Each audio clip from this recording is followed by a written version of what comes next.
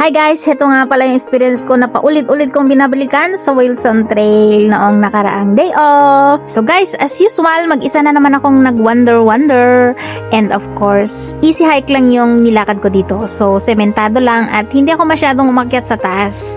Kasi nga guys, is matagal na hindi ako nag-hiking. So, heto nga pala yung maliit na waterfalls dito. Napakalinis and napakaningning and napaka-fresh ng tubig at maliwanag.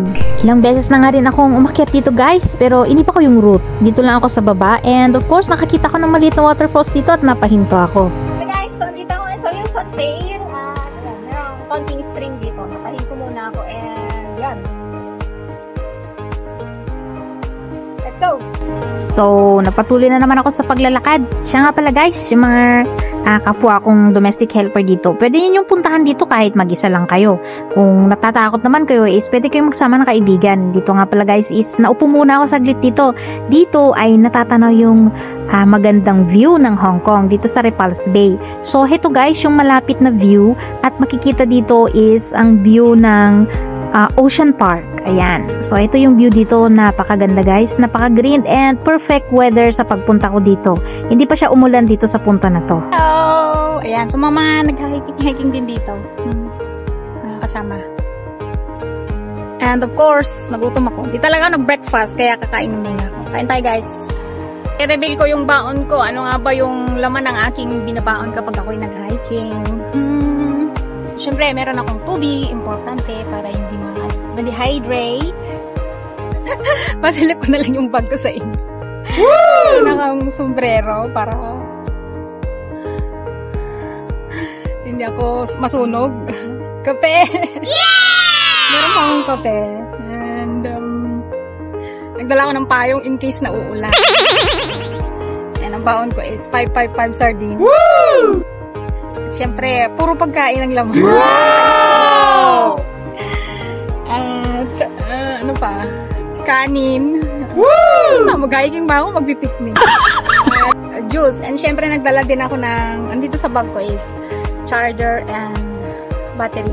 In case na malobat ako. Presenting, may baon. Yeah!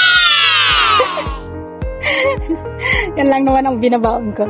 Okay guys, so as of now is I'm back to hiking and tapos na kasi ang summer and autumn festival is done also. So this weather is autumn, so it's perfect timing for climbing mountains. Hindi masyadong mainit and hindi malamig. So autumn will be end up to starting September, mid-autumn, mid of September until first week of December, or I think November only. Balik na naman ako sa pamumundok talaga.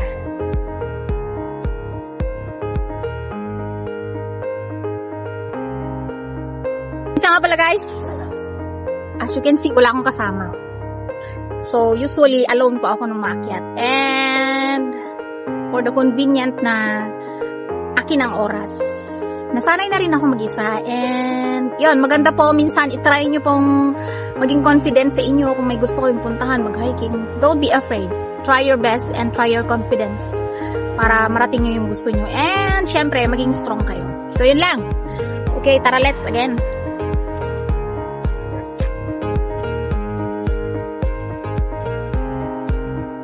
Teka, yung cellphone ko. Okay guys, hanggang dito lang na naman ulit ang maiksing na i-share ko sa konting diary ng buhay ko bilang isang domestic helper dito sa Hong Kong.